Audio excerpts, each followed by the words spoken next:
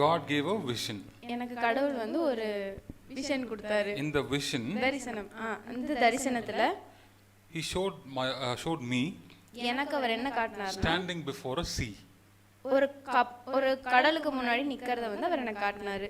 He showed me another place, a land in a far place. தூரமா ஒரு நிலம் இருந்தது. Okay, so he was asking me to go to that place. என்ன வந்து அந்த நிலத்துக்கு வந்து போக சொன்னாரு. He was asking me to take some people also with me and go there. கொஞ்சம் பேரை வந்து கூட்டிட்டு அங்க போக சொல்லி கடவுள் என்கிட்ட சொன்னாரு. So I'm not having a boat or anything. என்கிட்ட வந்து கப்பலோ படகோ எதுவும் இல்ல. So I was asking God, how shall I how shall I go through the sea? நான் வந்து கடவுள் கிட்ட வந்து எப்படி இந்த கடலை தாண்டி போகிறது அப்படினு சொல்லி கேட்டேன். So he asked me to build a boat. அவர் வந்து என்ன ஒரு கப்பல் கட்ட சொல்லி சொன்னாரு. So now I was able to take that particular person in the boat and go and leave him in that land. நான் வந்து அது பண்ணதுக்கு அப்புறம் வந்து அந்த கூட இருந்தவங்க எல்லாரையும் கூட்டிட்டு நான் வந்து அந்த நிலத்துக்கு வந்து போய் அவங்களை விடுறதுக்கான ஒரு இது கிடைச்சது. Okay, so now this is the meaning of the vision. அந்த தரிசனத்தோட அர்த்தம் வந்து இதுதான். The boat means the ministry. அந்த கப்பல் வந்து நம்மளோட மினிஸ்ட்ரியை வந்து காட்டுது. I myself as a person alone cannot take these people to the land. நான் ஒரு ஆளா தனி மனுஷனா வந்து அந்த மக்கள் எல்லாத்தையும் அந்த இன்னொரு கரைக்கு வந்து கூட்டிட்டு போய் விட முடியாது. So I need a boat which is a ministry which God was showing me. அதுக்கு வந்து எனக்கு வந்து ஒரு கப்பல் வந்து தேவைப்பட்டது. So now the boat was small, so what I can do is I myself can row the boat towards that land. First அந்த படகு வந்து சின்னதா இருந்தனால நானே வந்து அதை வந்து அடுத்த கரைக்கு வந்து கொண்டு போய் சேர்க்கிறதுக்கான முடிஞ்சிச்சு. So now God showed another big boat. இப்போ வந்து கடவுள் அதை விட பெரிய படகு காட்டுறாரு. Now this boat can carry more people into it. அந்த படகு வந்து நிறைய பேரை கொண்டு போகிறதுக்கான ஆற்றல் இருந்தது. But now I alone cannot operate that boat.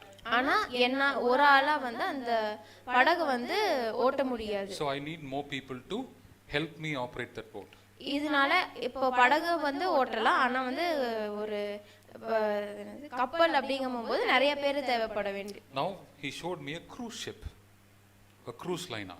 பெரிய படகுகள் வந்து இப்போ வந்து கடவுள் வந்து எனக்கு காட்டுறாரு. So this cruise ship can take thousands of people in it. இது வந்து நிறைய ஆயிரக்கணக்கான பேரை வந்து கொண்டு போக முடியும். Now this ship is very big, so you need a crew to handle it. இது வந்து ரொம்ப பெருசா இருக்கறனால வந்து நிறைய பேர் வந்து இதுக்கு ஒரு குழு வந்து தேவைப்படுறாங்க அத வந்து ஓட்றதுக்கு. So what does the ship means? It means ministry. Now can you see the picture in the screen? Can you identify the parts of the ship? இந்த படகு வந்து நீங்க கப்பல் வந்து திரையில நீங்க பாக்குறீங்க. இதுல இருக்கிற அந்த பாகங்கள் எல்லாம் வந்து உங்களுக்கு தெரியுதா? என்னன்னு கண்டுபிடிக்க முடியுதான்னு பாருங்க. Which are the very key parts of the ship which is essential, very much essential? இதுல முக்கியமான சில பாகங்கள்லாம் என்ன அப்படினு சொல்லி உங்களால கண்டுபிடிக்க முடியுதான்னு பாருங்க. Propeller. அப்புறம் ப்ரொப்பல்லர்னா அந்த கீழ சுத்துள்ள ஃபேன் அது. அப்புறம்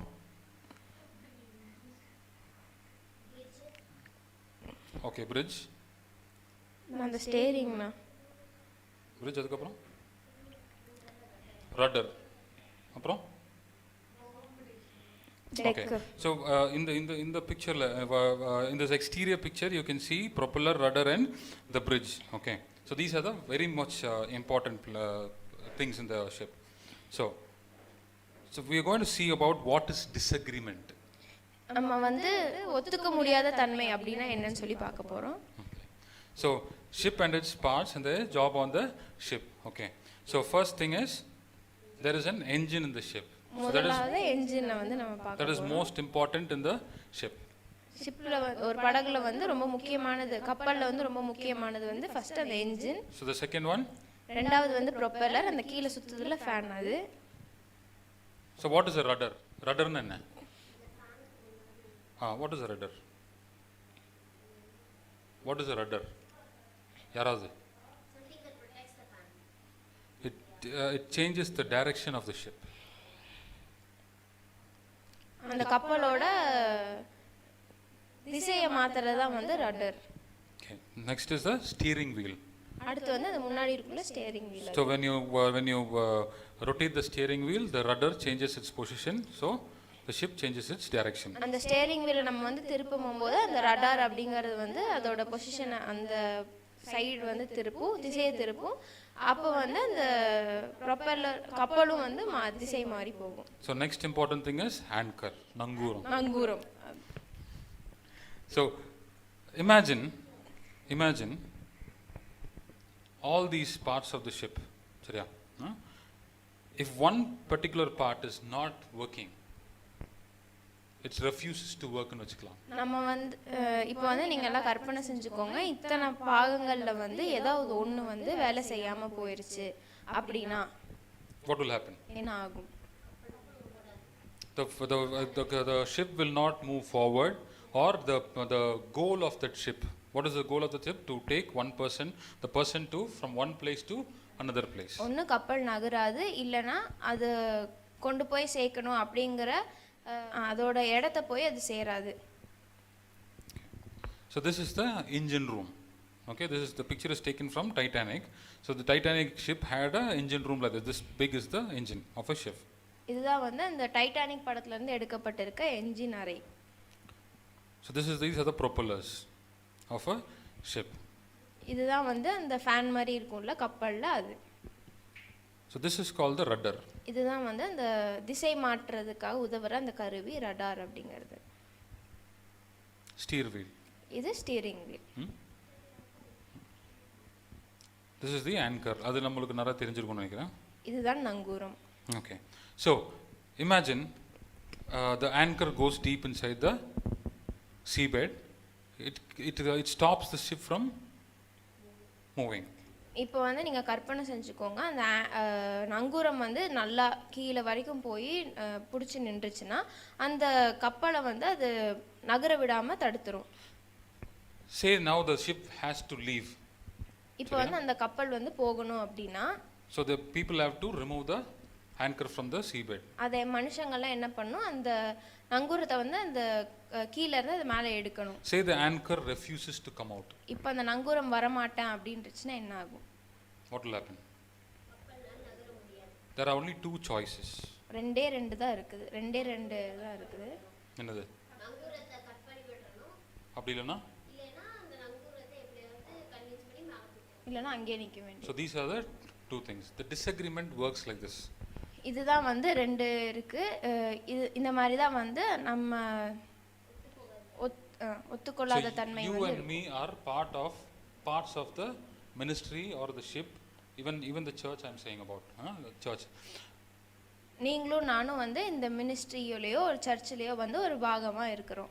When we refuse or disagree with the captain, okay?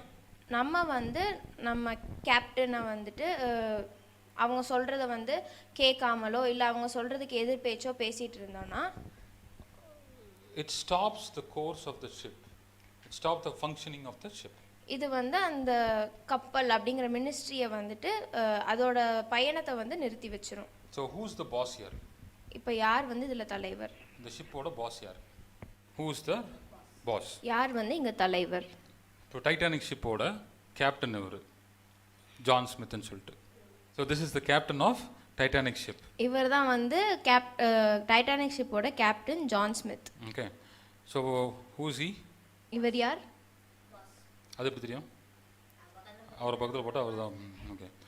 His name is Bruce Ismay. இவர் பேர் ப்ரூஸ் இஸ்மே. Okay.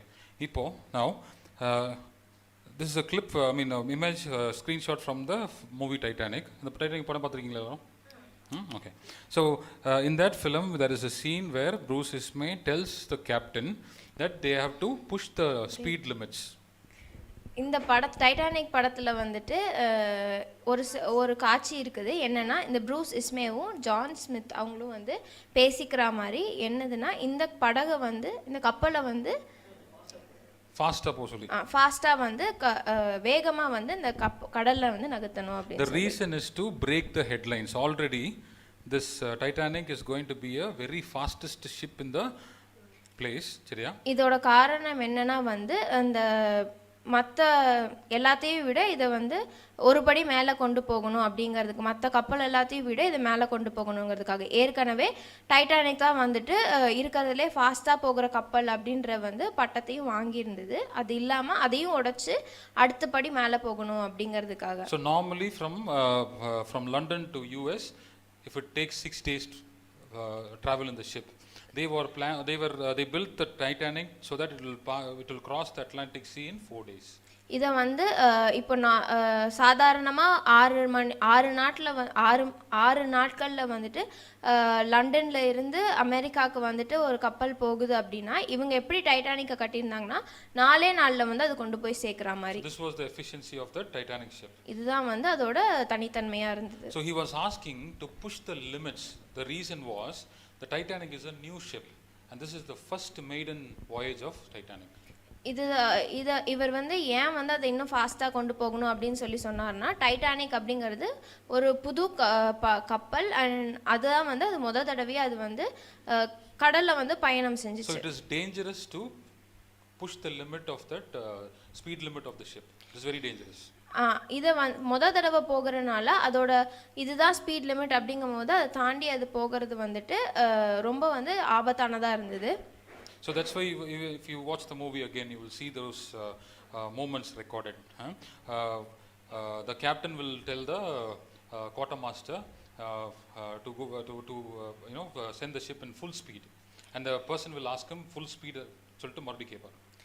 இந்த படத்தை வந்து நீங்கள் திருப்பி பார்த்தீங்கன்னா அந்த படத்தில் வந்துட்டு இந்த கேப்டன் வந்துட்டு ஒருத்தர்கிட்ட வந்து இந்த இதை வந்து இன்னும் ஸ்பீடாக இன்னும் ஃபாஸ்ட்டாக வந்து நகர்த்துங்க அப்படின்னு சொல்லும்போது அவங்க எல்லாரும் சந்தேகத்தோடு திரும்பி பார்ப்பாங்க. Okay, so the ship cannot go in a full speed, but who's asking? Bruce Ismay is asking to send the ship in a full speed. So that was the main reason for Titanic to hit the iceberg. இதுதான் அந்த கப்பல் வந்து முழு வேகத்தில் போனது தான் வந்து அந்த கப்பல் வந்து அந்த பனிப்பாறையில் மோதுறதுக்கான முதல் காரணமாக இருந்தது. Since it was going in a very high speed, they were approaching the iceberg in a very less time. இது ரொம்ப வேகமாக போயிட்டு இருந்தனால அந்த பனிப்பாறையும் வந்துட்டு ரொம்ப சீக்கிரமாக வந்து இவங்க பக்கத்தில் வந்துட்டே இருந்தது. So now, captain of the ship, John Smith, is the leader of a ministry or a priest or a bishop, pope அவங்க எடுத்தோம்னா, so they are the captain of the ship. இப்போ வந்து கேப்டன் ஆஃப் த ஷிப் அப்படின்னா யாருன்னா, இந்த ஒரு மினிஸ்ட்ரியவோ ஒரு சர்ச்சையோ யார் நடத்துகிறாங்களோ அவங்க தான் வந்து இங்கே பாஸாக இருக்காங்க. So owner of the cruise line, இங்கே Bruce Ismay, so that is going to be God, இந்த the owner of the ministry. இந்த கப்பல் வந்து யாருக்கு சொந்தமாக இருக்கோ அவங்க தான் வந்து இந்த மினிஸ்ட்ரியோட ஓனராக இருக்காங்க. அதாவது கடவுள் தான் வந்து இங்கே வந்து ப்ரூஸ் இஸ்மே வந்து நம்ம எக்ஸாம்பிளாக எடுத்துக்கலாம். So clear? So God is the owner, he is the boss, who is the real boss. So the ministry head or a priest or a pope or a bishop is the captain of a ship. சரியா? Okay. So we'll come to what is disagreement now. நம்ம திருப்பி டிஸ்அக்ரிமெண்ட்னா என்னன்னு பார்க்கலாம். So we saw that a captain of a ship is the head of the ministry and all other parts is going to be other people who are helping the thing, okay, helping the ministry work. நம்ம இங்கே என்ன பார்த்தோன்னா அந்த ஷிப்போட captain யாரோ அவங்க தான் வந்து நம்ம மினிஸ்ட்ரியோட தலைவர் அப்படின்னு சொல்லி பார்த்தோம். அதே மாதிரி மற்ற பாகங்கள்லாம் வந்து மற்ற குழு உறுப்பினர்கள் அப்படிங்கிறத பார்த்தோம். So apart from the parts of the ship there are also crew members. அந்த இதோட பாகங்கள்லாம் மட்டும் இல்லாமல் இன்னும் வந்து மற்ற நிறைய பேரும் வந்து இருக்கிறாங்க அந்த கப்பலை வந்து ஓட்டுறதுக்கு அந்த மாதிரி இருக்கிறதுக்கு சிலர் குழு உறுப்பினர்களும் இருக்காங்க. Say for example the person who's taking care of the steering wheel. ஒரு உதாரணத்துக்கு வந்து அந்த ஸ்டேரிங் வீலை வந்து பார்த்துக்கிற ஒருத்தவங்களை வந்து நம்ம எடுத்துக்கலாம். If the captain is asking the person to go in a direction and he refuses to go, இப்போ வந்து இந்த கேப்டன் வந்துட்டு நீங்கள் வந்து இந்த சைடு திருப்புங்க அப்படின்னு சொல்லும்போது அவங்க திருப்புறதுக்கு மறுக்கிறாங்க அப்படின்னா he disagrees with the captain. அவர் வந்து கேப்டனுக்கு வந்து எதிராக நிற்கிறாருன்னு What will happen? அப்போ என்ன நடக்கும்? The ship will not reach its destination. அந்த கப்பல் வந்து போக வேண்டிய இடத்த போய் So சேராது. this is what disagreement is. இதுதான் வந்து ஒரு இது வந்து நம்ம ஏற்றுக்காத தன்மையோடது. Okay. So now we see disagreement in the Bible.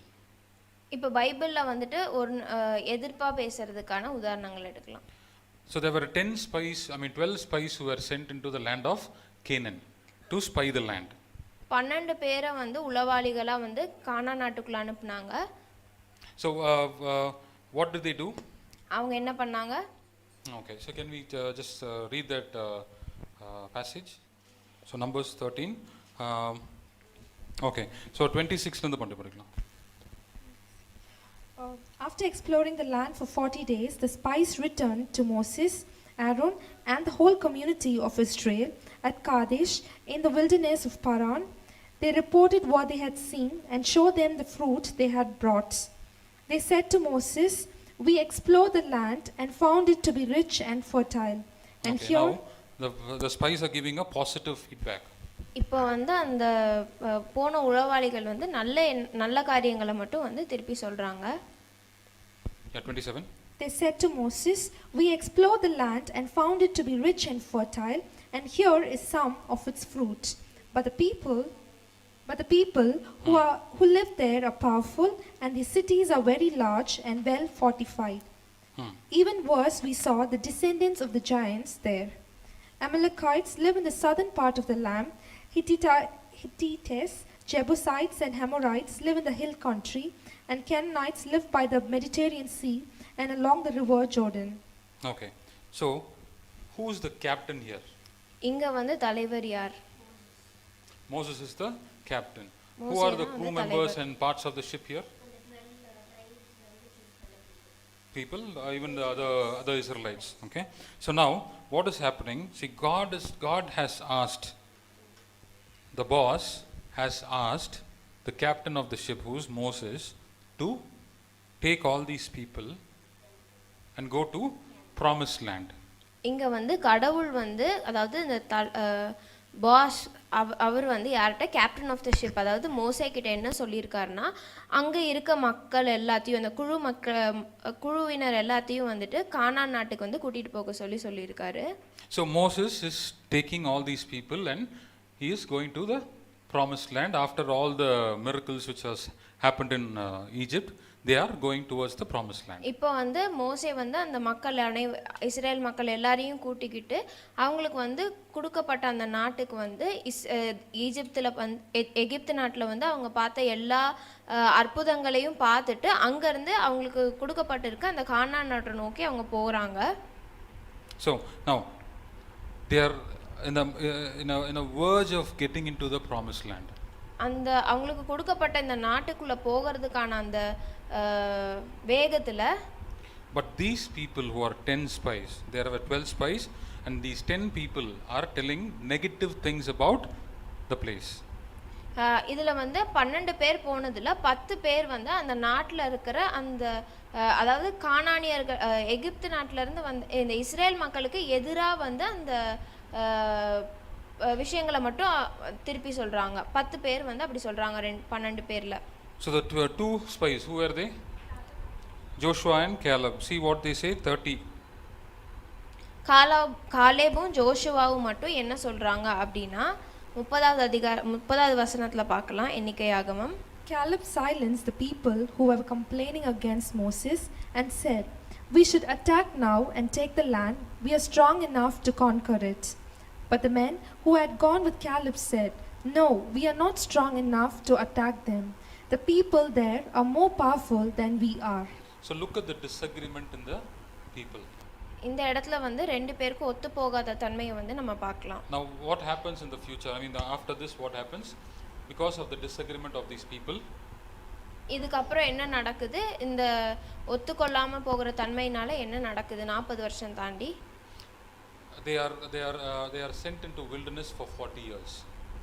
அவங்க வந்து அந்த பாலைவனத்திலே வந்து 40 வருஷம் வந்துட்டு நடக்கறாங்க. So what are the things which these people, 10 people, okay, 10 people, what did they do for the people of Israel?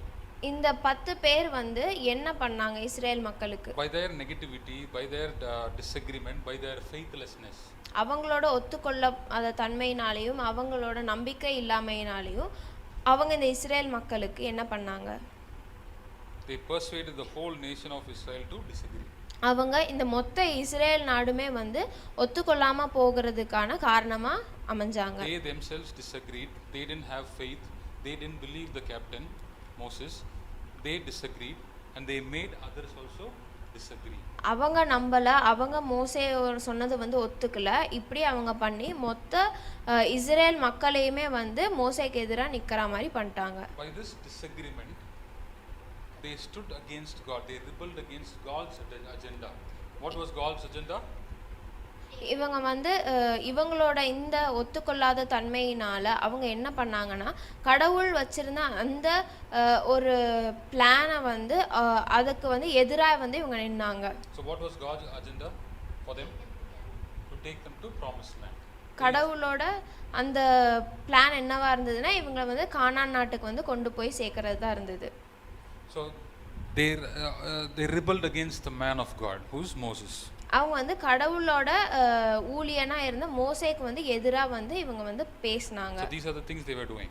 By disagreeing, what they did was, one, they persuaded the whole nation against they persuaded the whole nation of Israel to disagree. One, they rebelled against God's agenda. Then they rebelled against the man of God. இவங்க வந்து அந்த ஒத்துக்கொள்ளாத தன்மையினால என்னென்ன பண்ணாங்கன்னா முதல் காரியமாக வந்து அவங்க வந்து இஸ்ரேல் மக்களை வந்து மொத்தமாகவே வந்து மோசேக்கு எதிராக கொண்டு போனாங்க.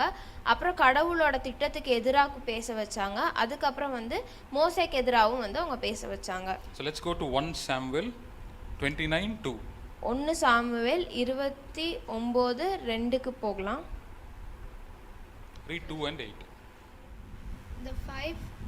The five Philistine kings marched out with a unit of 100 and of 1,000 men.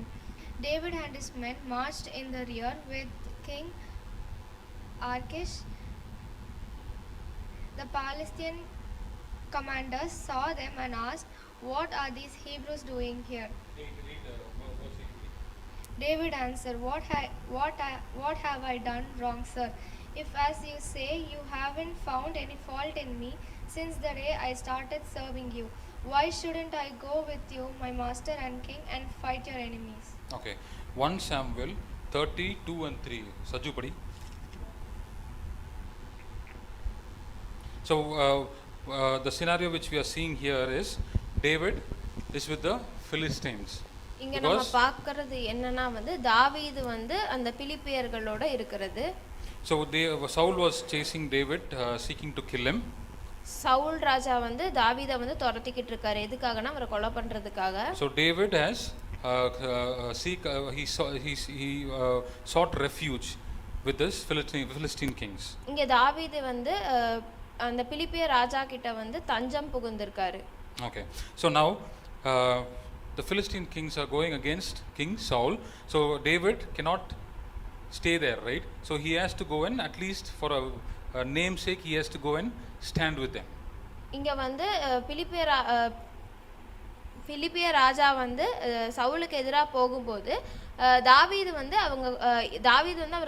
தாவீதுக்கு அடைக்கலம் கொடுத்திருக்கறனால தாவீது வந்து சும்மாவாது போய் அவர் பக்கத்துல நிக்க வேண்டிய நிலைமையில இருக்காரு. David didn't have any intention to hurt Saul or stand against Saul. இங்க தாவீதுக்கு வந்துட்டு சவுலுக்கு எதிராக நிற்கவோ இல்லை அவரை வந்து அடிக்கணுமோ அப்படிங்கிற எந்த எண்ணமுமே வந்து தாவீதுக்கு வந்து கிடையாது. But just for a namesake or even with a plan to attack the Philistines during the war, he went and stood with the Philistine kings. பிலிப்பியர்களை வந்து அவங்க அடைக்கலம் கொடுத்தாங்க அப்படிங்கிற ஒரு பேருக்காகவோ இல்லை அங்க நின்று பிலிப்பியர்களை திருப்பி தாக்கணும் அப்படிங்கிற ஒரு காரணத்துக்காக மட்டும்தான் வந்து தாவீது ராஜா போய் அங்க நிற்கிறாரு. So after this 1 Samuel 32 and 3. இதுக்கப்புறம் 1 Samuel 30 2-3 வாசிச்சோம்னா and captured all the women They had not killed anyone, but had taken everyone with them when they left. When David and his men arrived, they found that the town had been burned down and that their wives, sons, and daughters had been carried away. See, just because David went and stood there without any intention to hurt Saul, the anointed one, he just went and sat there. Stood beside the king, Philistine kings, against Saul. But what happens? The Amalekites came and raided Ziklag, where David's family were staying. இங்கே வந்து தாவீது வந்து எந்த ஒரு எண்ணமுமே இல்லாமல் சவுல் ராஜாக்கு எதிராக போய் நிற்கணுங்கிற எந்த ஒரு எண்ணமுமே இல்லாமல் அவர் போய் பிலிப்பேர்கள் கூட நின்னபோது என்னாச்சுன்னா அமலேக்கியர்கள் வந்து அவர் ஜிக்லாக் அப்படிங்கிற இடத்துல அவர் மனைவி அவரோட குடும்பங்கள்லாம் தங்கி இருந்ததோ அந்த இடத்த வந்து அவங்க சூறையாடிட்டு போனாங்க. So this is what happened when David, just for a namesake, went and stood with the Philistines, which was actually against the anointed one. இவர் வந்து தாவீது ராஜா வந்து சும்மா போய் நின்னுமே அவர் வந்து கடவுளால் ஆசீர்வதிக்கப்பட்ட சவுல் ராஜாக்கு எதிராக நின்னதுனால என்ன நடந்ததுன்னா அவர் குடும்பமே வந்து சூறையாடப்பட்டுச்சு. So another thing the Israelites did when they disagreed with Moses is they despised the man of God. மோசேவுக்கு வந்து எதிராக வந்து இஸ்ரேலர்கள் பேசும்போது அவங்க என்ன பண்ணாங்கன்னா கடவுளால் ஆசீர்வதிக்கப்பட்டவருக்கு எதிராக வந்து அவங்க பேசினாங்க. They despised. Despised-னா என்னது? தப்பா பேசினாங்க. கேவலமா பேசினாங்க. கேவலமா நினைச்சாங்க. ஓகே, இது அவங்கள வந்து ரொம்ப கீழ்த்தனமா நினைக்கிறது. இவன்லாம் நம்மள சொல்ல வந்துட்டான் சொல்றது. So, இழிவாக கருதுனாங்க. Yeah. So let's go to 2 Samuel 6. Okay, read from 20 then. 20? 20 இருந்து வாசிக்கலாம். Afterwards, when David went home to greet his family, Michal came out to meet him. The king of Israel made a big name for himself today, she said. He exposed himself like a fool in the sight of the servant girls of his officials. David answered, I was dancing to honor the Lord who chose me instead of your father and his family to make me the leader of his people Israel. And I will go on dancing to honor the Lord and will disgrace myself even more. Okay. See what happens. என்ன ஆகுதுன்னு பார்த்தோம்னா Let's go to 16. 16வது வசனத்துக்கு போகலாம்.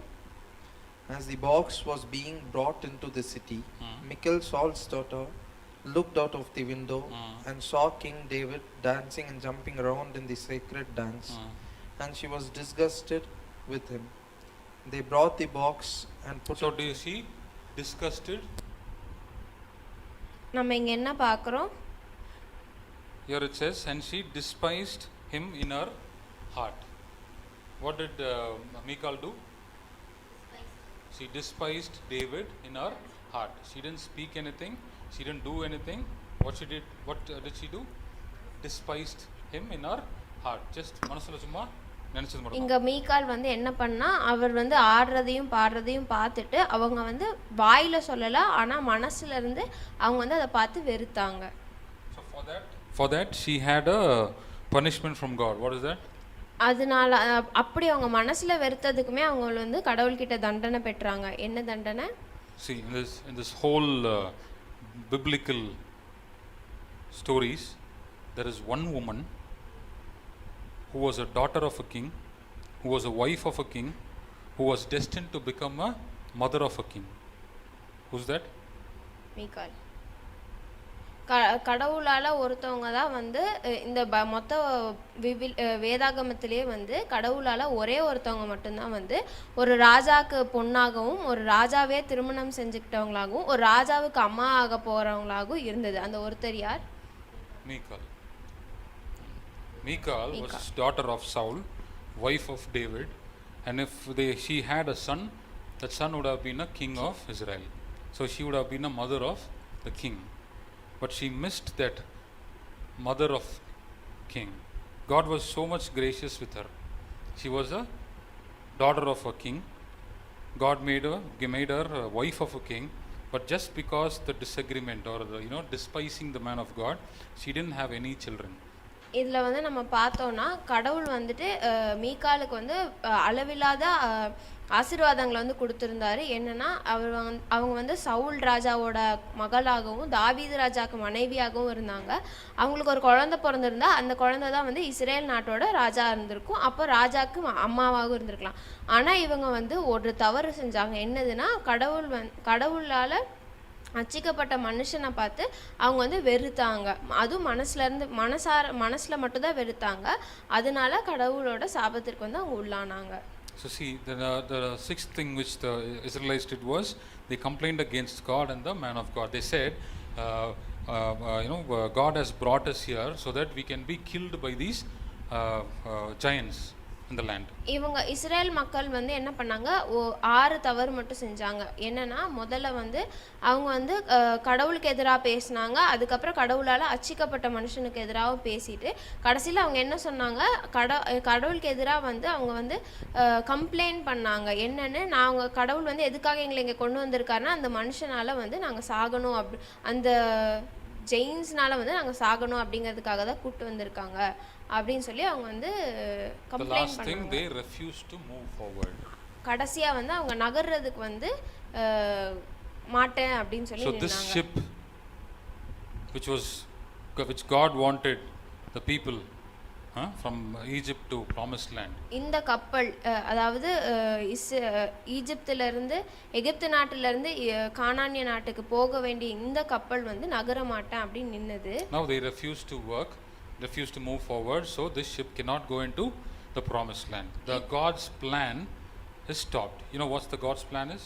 இது என்னன்னா, கடவுள் வந்து அவருன்னு ஒரு திட்டம் வச்சிருந்தாரு. அந்த திட்டத்தை வந்து அவங்க சரியா வந்து கடவுளை வந்து நடத்துறதுக்கு வழி கொடுக்கல. அந்த கடவுளோட திட்டம் வந்து என்ன? Any answers? ஏதேனும் What was the God's plan? Okay, not only for these people to go into the promised land, the coming of Messiah was depending on this particular thing. The coming of Messiah, இவங்க கடவுள் மெசாயா வந்து இந்த உலகிற்கு வர்றதுக்கான அந்த ஒரு திட்டத்தை வந்து அவங்க முறியடிக்கிறதுக்கு இவங்க ஒரு காரணமா இருந்தாங்க. So these people delayed the coming of Messiah by 40 years.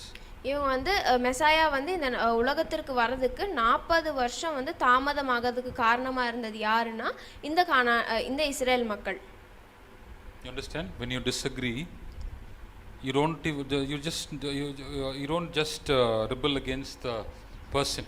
You rebel against the plan of God. Okay, the plan of God can be something very big.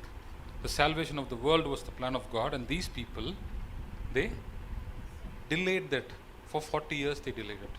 இந்த நம்மளோட அந்த மக்களோட இந்த ஒத்துக்கொள்ளாத தன்மை வந்துட்டு எப்படின்னா ஒரு சின்ன விஷயம் கிடையாது. ஆனால் வந்து இந்த உலகிற்கு வர மீட்பை வந்து 40 வருஷம் தள்ளி போடுறதுக்கான ஒரு காரணமாக வந்து அவங்க அமைஞ்சிட்டாங்க. So let's go back and see this one. நம்ம திரும்பி போய் இதை பார்க்கலாம். So what does the captain say? இந்த கேப்டன் வந்து என்ன சொல்றாரு? We are on the right way. நம்ம சரியான வழியில இருக்கோம். So why is he saying that we are on the right way? எதனால இத அவர் சொல்றாரு? இன்னொன்னு வந்து என்னன்னா, like we saw about that Bruce Ismay. நம்ம இன்னொன்னு என்ன பார்த்தோம்னா அந்த ப்ரூஸ் இஸ்மே அவரை பத்தி பார்த்தோம். Why is the captain saying we are on the right way? எதனால கேப்டன் வந்து நம்ம சரியான வழியில போயிட்டு இருக்கோம்னு சொல்றாரு? So boss, சரியா? boss வந்து என்ன பண்ணாரு? Who is the boss of the ship? இங்க தலைவர் யாரு? So God is the boss of the ship. கடவுள் தான் வந்து தலைவரா இருக்காரு. So God dictates whom? கடவுள் வந்து யாருக்கு வந்து வழி சொல்றாரு? God says to the captain, go this way. So captain says to the crew members, we have to go this way. So that's why the captain is saying very boldly, we are on the right way. Not because he is on the right way, but because who told him to go that way? Boss. Okay. கடவுள் வந்து இந்த captain கிட்ட சொல்றாரு. Captain வந்து குழு உறுப்பினர்கள் கிட்ட சொல்றாங்க. இவங்க எல்லாருமே வந்து ஒரே விஷயத்தை வந்து ஒத்துக்கொள்றதுனால அந்த இடத்துல வந்து கேப்டன் வந்து நம்ம வந்து சரியான வழியில தான் போயிட்டு இருக்கோம் அப்படின்னு சொல்லி சொல்றாரு. So let us imagine this thing. நம்ம இத கற்பனை செஞ்சுக்கலாம். say the captain, he himself takes a decision to go. இப்போ இந்த கேப்டனே வந்து போகிற இந்த வழியில் தான் போகணும் அப்படின்னு சொல்லி ஒரு முடிவு The எடுக்கிறாருன்னு boss வச்சுக்கலாம். or the God didn't say anything to him. அந்த தலைவர் வந்து எதையும் சொல்லலை, கடவுள் வந்து எதையும் சொல்லலை. Is he on the right way? அவர் வந்து சரியான வழியில தான் போறாரா? Is he on the right way? No. Okay. இல்லை. Let's take another scenario. இன்னொரு ஒரு காரியத்தை எடுத்துக்கலாம். So boss has dictated the captain to go to a particular place. கடவுள் வந்து இல்லை அந்த தலைவர் வந்து ஒரு இடத்துக்கு போக சொல்லி ஒரு வழியை சொல்லியிருக்காரு. Now the ship's captain, ஆனால் இந்த கப்பலோட captain he knows how to maneuver the ship in the sea. இந்த கப்பலோட கேப்டனுக்கு வந்து எப்படி இந்த கப்பலை வந்து இந்த கடல்ல வந்து கொண்டு போகணும் அப்படின்னு சொல்லி அவருக்கு There தெரியும். are sea routes should be followed.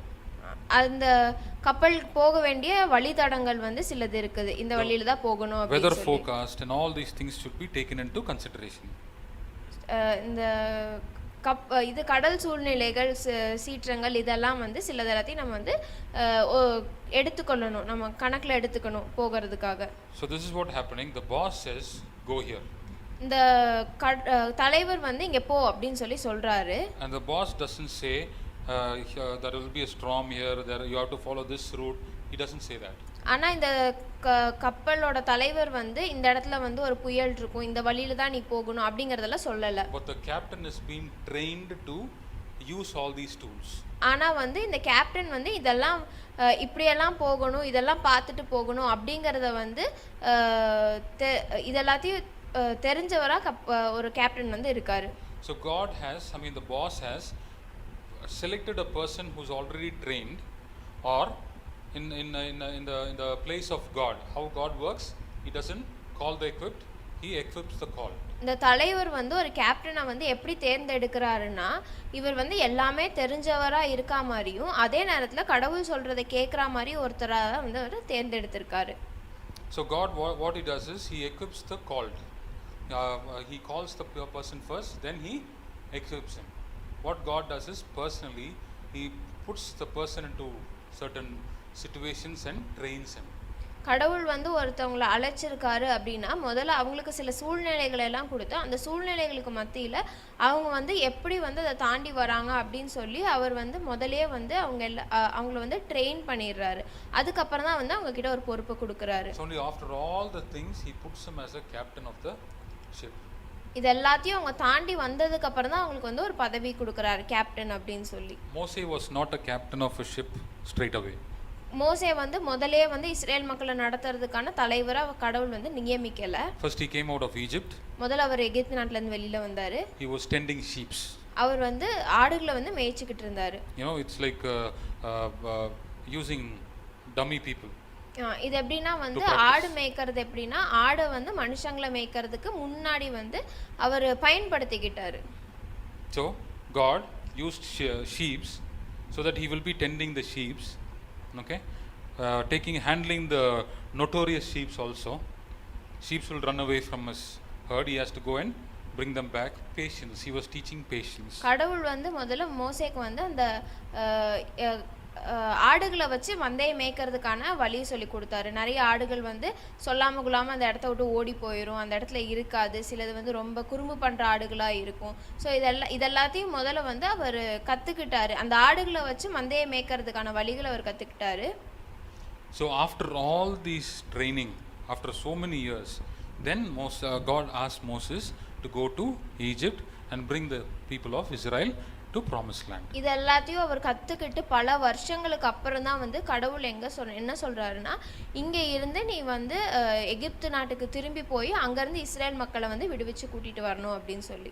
So this disagreement, இந்த ஒத்துக்கொள்ளாத தன்மை, the reason for disagreement in a person, ஒரு மனுஷன் கிட்ட ஒத்துக்கொள்ளாத தன்மைக்கான காரணங்கள் என்னன்னா, any suggestions? Pride? Any other thing? Unbelief. நம்ம இப்போ பார்த்தோம் மீகால். நம்ம வந்து இதை மீகால பார்த்தோம். Despising the another person. வெறுக்கிறது இன்னொரு மனுஷனை வந்து வெறுக்கிறது. For example, உதாரணத்துக்கு say there is a person in a ministry. நம்மளோட ஊழியத்தில் ஒருத்தவங்க இருக்காங்க அப்படின்னா, Okay, he's the one who joined the ministry first. முதல்ல அவங்க தான் வந்து இந்த ஊழியத்தில் சேர்ந்துருக்காங்க. Then he brought other people. அவங்க வந்து நிறைய பேரை கூட்டிகிட்டு வராங்க. So now the leader of the ministry puts the another person as the head. அந்த முதல்ல அந்த இன்னொரு வந்தவங்கள வந்து இந்த ஊழியத்தோட தலைவர் வந்து அடுத்த தலைவரை நியமிக்கிறார். So the person who came first, what he'll feel? அந்த முதல்ல வந்த மனுஷன் வந்து என்ன நினைப்பாரு? So he wants to become the first, right? Because he's the one who entered the ministry first, so he will always want to get the higher position. அவர் தான் முதல்ல வந்தா அப்படிங்கறனால தான் தான் வந்து அடுத்த தலைவராக இருக்கணுங்கிறத அவர் நினைப்பார். But the captain, what he did was, whoever is dedicated to the thing, who is yielding themselves to the thing, okay, so he selects that person and puts them as a head. ஆனால் இந்த தலைவர் என்ன பண்ணுறாருன்னா, யாரெல்லாம் வந்து முழு மனசோட இங்கே வேலை செய்கிறாங்களோ அவங்கள வந்து அடுத்த தலைவராக நியமிக்கிறார். Another thing, the captain of the ship or the head of the ministry, in his personal prayer always consults God. இந்த ஊழியத்தோட தலைவர் வந்து அவரோட தனிப்பட்ட ஜபத்தில் வந்து கடவுள்கிட்ட வந்து கேட்குறாரு. So he consults God and God shows him certain things and tells him, put this particular person in that position.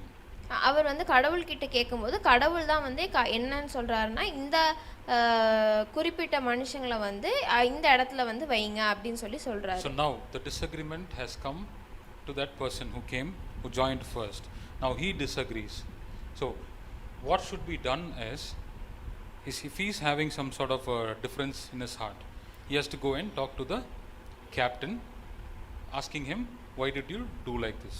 So captain has an explanation that the boss asked me to do this, I have done this. That is the answer the captain can give. இப்போ இந்த முதல்ல வந்த மனுஷன் என்ன பண்ணியிருக்கணும்னா, முதல்ல அந்த captain கிட்ட போய் கேட்டிருக்கணும், என்ன வந்து பிரச்சனை, ஏன் வந்து என்னை வந்து நீங்கள் என்னை வந்து தலைவராக நீங்கள் நியமிக்கல அப்படின்னு சொல்லி கேட்டிருந்தா அந்த கேப்டன் வந்து அவருக்கான எக்ஸ்பிளனேஷனை கொடுத்துருப்பாரு. என்னன்னா, கடவுள் தான் வந்து, அதாவது இந்த தலைவர் தான் வந்து இதை பண்ண சொன்னார் அப்படிங்கிறத சொல்லியிருப்பார். So the main thing for the crew members or the parts of the ship to function properly is to trust the captain. இந்த குழு உறுப்பினர்கள் எல்லாம் வந்து இந்த கப்பலில் வந்து சரியாக வேலை செய்யணும் அப்படின்னா முதல்ல அவங்க வந்து இந்த கேப்டனை வந்துட்டு நம்பணும். Trust the captain, then respect him and obey his whatever he says, just obey it, because trusting, believing that God has asked him to do these things. Every time the captain cannot come and say, God has asked me to do this thing, God has asked me to do this. இங்கே வந்து நம்ம என்ன பண்ணணும்னா, முதல்ல அவருக்கு வந்து அவர் சொல்கிறத கேட்கணும், அப்புறம் அவரை நம்பணும், அதுக்கப்புறம் அவர் சொல்கிற மாதிரி நடக்கணும். ஏன்னா வந்து அந்த கேப்டனுக்கு வந்து தலைவர்கிட்ட இருந்து தான் உத்தரவு வந்திருக்கு என்ன பண்ணணும் எது பண்ணக்கூடாதுன்னு சொல்லி. Okay, now the captain also might do something wrong. இப்போ வந்து அந்த கேப்டன் கூட தவறுகள் செய்யலாம். God didn't ask him to do something. கடவுள் வந்து அவர்கிட்ட இததான் செய்யணும் அப்படி சொல்லி But out of his interest, the captain says we will go another direction. அந்த கேப்டனோட அவரோட ஆசையினால இந்த பக்கமா போகலாம் அப்படினு சொல்லி அவர் சொல்லிடுறாரு. So the crew members know that this is not the right direction to go. இப்போ வந்து அந்த குழு உறுப்பினர்களுக்கு வந்து தெரியும் இது வந்து சரியான வழி கிடையாது அப்படி. So what is the right way to do it? அது செய்யிறதுக்கான சரியான வழி என்ன? So they have to go and talk to the captain what they should not do. அத வந்து கேப்டன் கிட்ட போய் சொல்லணும். ஆனா வந்து என்ன அவங்க செய்ய கூடாது.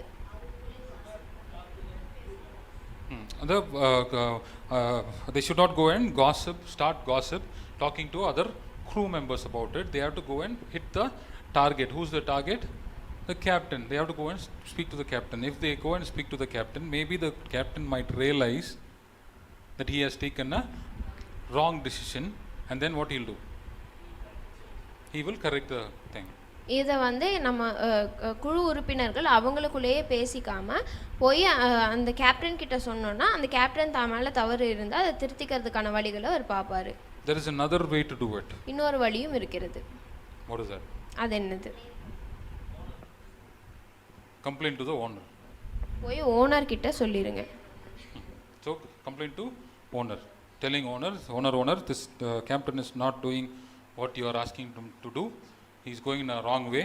I feel that it is very bad. Please ask him to go in the right way. நம்ம போய் அந்த கடவுள்கிட்ட வந்து என்ன சொல்லலாம்னா, கடவுளே இந்த எங்களை வழி நடத்துகிறவர் வந்து சரியான வழியில் போகல, அதனால நீங்கள் வந்து அவருக்கு சொல்லுங்கள், அவர் வந்து சரியான வழியில் வந்து நடத்துறதுக்கான ஞானத்தை வந்து நீங்கள் அவருக்கு வந்து கொடுங்க அப்படின்னு சொல்லி நம்ம வந்து யார்கிட்ட கடவுள்கிட்ட சொல்லலாம். So what the owner சொல்லலாம். will do, he will call the captain during his personal prayer or something like that. He will come and say, this is not the way you are going is the wrong way. You have to go in the right way. For example, if கடவுள் வந்து அந்த கேப்டனை கூப்பிட்டு நீ பண்ணுறது தவறு, இப்படி பண்ணக்கூடாது அப்படிங்கிறத வந்து அவங்க தனிப்பட்ட ஜெபத்தில் வந்து சொல்லுவார். So now another thing he'll do, like if he is not able to speak to the captain in his personal prayer, அந்த கேப்டன் கிட்ட வந்து அந்த ஓனர்னால கடவுள்னால வந்து அந்த தனிப்பட்ட ஜெபத்தில் அவர்னால பேச முடியல அப்படின்னா he will give him dreams. அவருக்கு வந்து கனவுகளை வந்து கொடுப்பாரு. கனவுகள் வழியாகவும் கடவுள் பேசுவார். So he will give him dreams.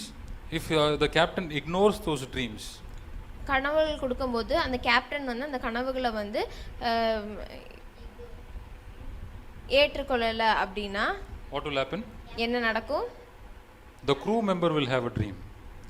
அந்த குழு உறுப்பினருக்கு வந்து ஒரு கனவு வரும். The crew member will come and tell the captain, I have a dream like this.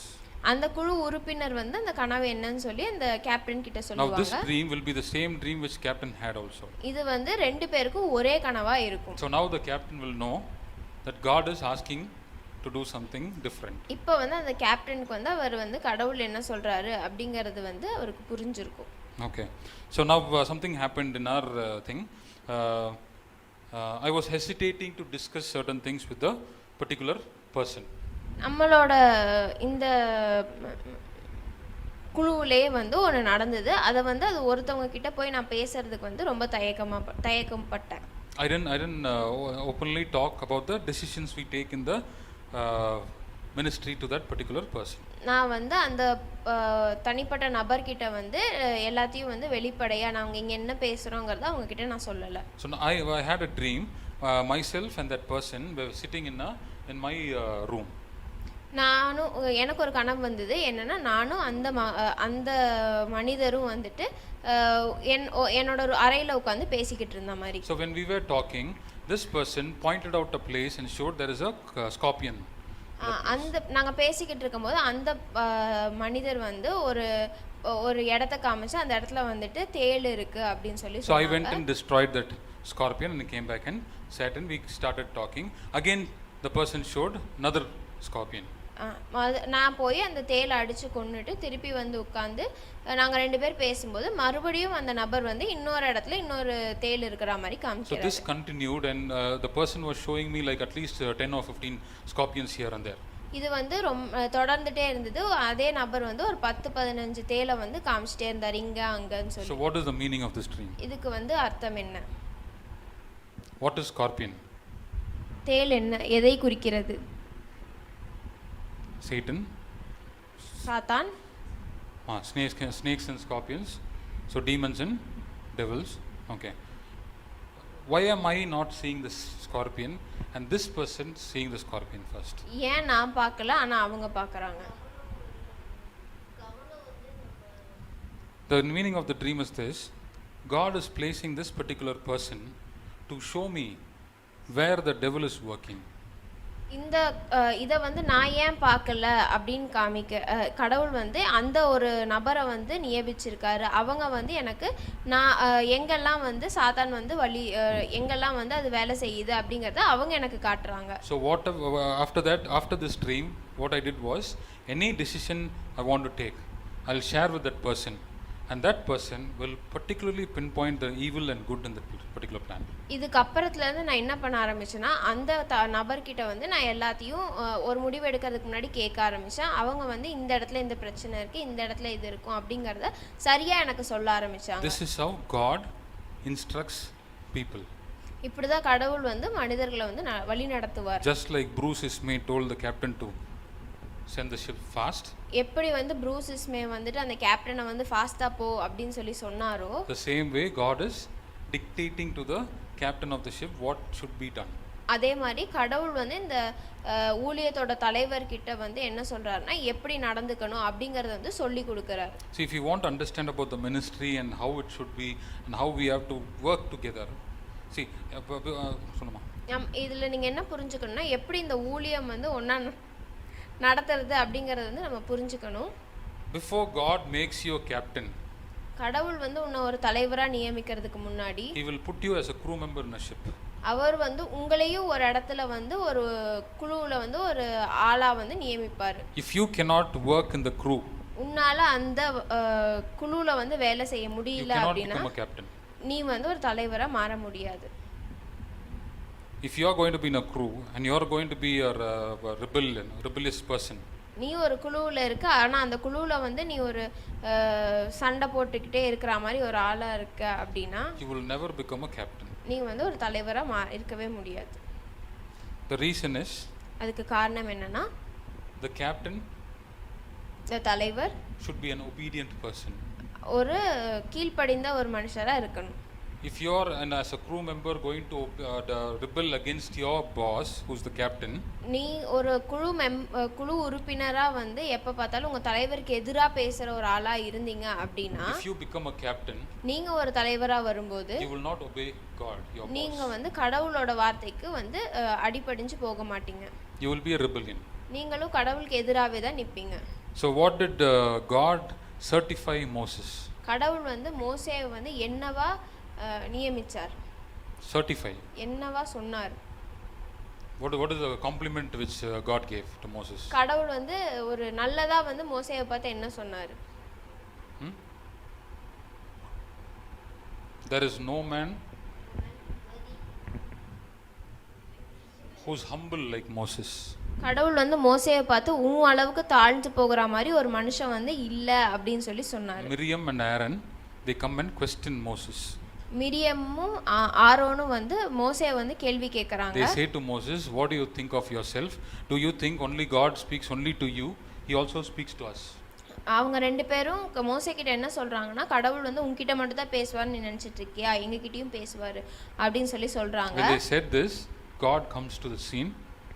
இத அவங்க சொல்லும் போது கடவுள் அந்த இடத்துல இறங்கி வந்து, God says to Moses, Miriam and Aaron, கடவுள் வந்து மிரியாம் கிட்டயும் ஆரோன் கிட்டயும் என்ன சொன்னார்னா, there is no man in this world இந்த உலகத்துல ஒரு மனுஷன் இல்ல who is humble like him.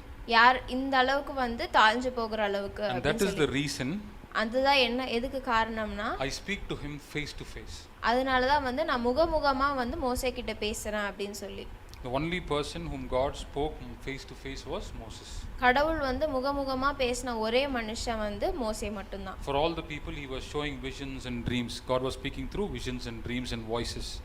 உலகத்துல இருந்த மற்ற எல்லா மனுஷங்க கிட்டயுமே கடவுள் வந்து தரிசனங்கள்னாலையும் கனவுகள்னாலையும் ஒரு ஒளியாகவும் மட்டும்தான் பேசினாரே தவிர, But to Moses, ஆனா மோசே கிட்ட மட்டும்தான் he spoke face to face. முகமுக தரிசனம் கொடுத்து பேசினது. So disagreement is not just about the ministry and all the stuff, even in our personal life. இந்த ஒத்துக்கொள்ளாத தன்மை வந்து வெறும் இந்த ஊழியங்கள்ல மட்டும் கிடையாது, ஆனா நம்மளோட தனிப்பட்ட வாழ்க்கையிலயும் இருக்கு. So now if you are going to disagree with God, இப்போ நீங்க வந்து கடவுள் கூட இருக்கிறதுக்கு கடவுள்கிட்ட வந்து ஒத்துக்கொள்ளாம இருக்கீங்க அப்படின்னா, if you are going to disagree the plan of God without knowing the plan of God, you disagree a plan of God. நம்ம கடவுளோட ஒரு திட்டத்தை வந்து என்னன்னு தெரிஞ்சுக்காம அதுக்கு வந்து நம்ம எதிரா நின்னோம் அப்படின்னா, For example, Jerome, tomorrow you might have a son or a daughter. Your God has chosen your son or a daughter to go in a particular way. நீங்க வந்து கடவுள் நாளைக்கு வந்து உங்களுக்கு ஒரு மகனோ ஒரு மகளோ வரலாம். கடவுள் வந்து அதில் அந்த மகனையும் இப்படிதான் போகணும் அப்படிங்கிறது வந்து அவர் ஒரு திட்டம் வச்சிருக்கலாம். But you have a beautiful plan for your son or a daughter. ஆனா நீங்க உங்களோட பையனுக்கோ பொண்ணுக்கோ வந்து வேற ஒரு திட்டத்தை வச்சிருக்கீங்க. So your son or a daughter comes and tells you that I want to become an artist. இப்போ உங்களோட மகனோ இல்ல மகளோ உங்ககிட்ட வந்து நான் ஒரு ஓவியரா ஆகணும் அப்படின்னு சொல்லி வந்து உங்ககிட்ட சொல்றாங்க. And he or she is dreaming about becoming a Picasso or a great artist. Leonardo da Vinci, like that. அவங்க வந்து லியோனார்டோ டாவின்சி மாதிரியோ இல்லை ஒரு பிக்காசோ மாதிரியோ ஒரு பெரிய ஓவியராக வரணும் அப்படின்னு கனவெல்லாம் கண்டுட்டு இருக்காங்க. Maybe this dream or this vision was given by God to that person. இந்த கனவோ இல்லை இந்த தரிசனமோ வந்து அவங்களுக்கு வந்து கடவுளால் கொடுக்கப்பட்டிருக்கு. But you want him or her to become a business magnate. ஆனால் நீங்கள் வந்து உங்கள் பொண்ணையோ இல்லை உங்கள் பையனையோ வந்து ஒரு பெரிய தொழிலதிபராக பார்க்கணும் அப்படின்னு சொல்லி நீங்கள் ஒரு கனவு வச்சுருக்கீங்க. So you disagree their desire for becoming an artist. இப்போ நீங்கள் என்ன பண்ணுறீங்கன்னா அவங்க ஒரு ஓவியராக வரணும் அப்படிங்கிறதுக்கு வந்து எதிராக நிற்கிறீங்க. So standing in your shoes, நீங்கள் உங்களோட இடத்துல நின்று standing in your shoes, when we see the scenario, உங்களோட இடத்துல நின்று நீங்கள் இந்த இதெல்லாம் பார்க்கும்போது you are right in a way. நீங்கள் உங்களோட பங்குக்கு சரியாக இருக்கீங்க. To your knowledge, you know that becoming a business person is going to be a secured thing. It is going to be a good thing for them. நீங்கள் வந்து உங்களோட இடத்துல இருந்து உங்கள் பையனையோ இல்லை உங்கள் பொண்ணோ வந்து ஒரு பெரிய தொழிலதிபராக வரணும் அப்படிங்கும்போது அது வந்து அவங்களுக்கு ஒரு நல்ல ஒரு வருங்காலமாக இருக்கும்னு நீங்கள் எதிர்பார்ப்பீங்க. But God has a different plan. ஆனால் கடவுளோட திட்டம் வேறு. And His plan is greater than your plan. ஆனால் அவரோட திட்டம் வந்து நீங்கள் வச்சிருக்கிறத விட பெருசாக இருக்கும். But because you disagree and refuse them from persuading that dream, நீங்கள் கடவுளுக்கு எதிராக நிற்கிறனால மட்டுமே you stand against God. நீங்கள் வந்து கடவுளுக்கு எதிராக நிற்கிறீங்க. So what is the best way for a father or a mother to pray over their child? இதுக்கு ஒரே வழி வந்து ஒரு நல்ல வழி அப்படின்னா நீங்கள் வந்து உங்கள் குழந்தைக்காக வேண்டிக்கிறது தான். Cyril, any suggestions? The best way for a parent to pray for his child.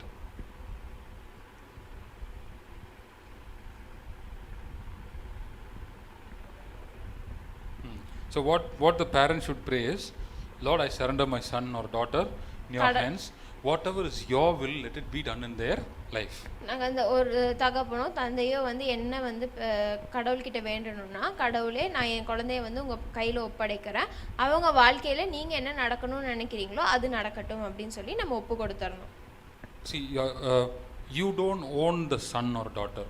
நீங்கள் வந்து உங்கள் மகனையோ மகளையோ வந்து உங்களுக்காக சொந்தம் கொண்டாட முடியாது. It is not your son or daughter. அவங்க வந்து உங்களோட மகனோ மகளோ இல்லை.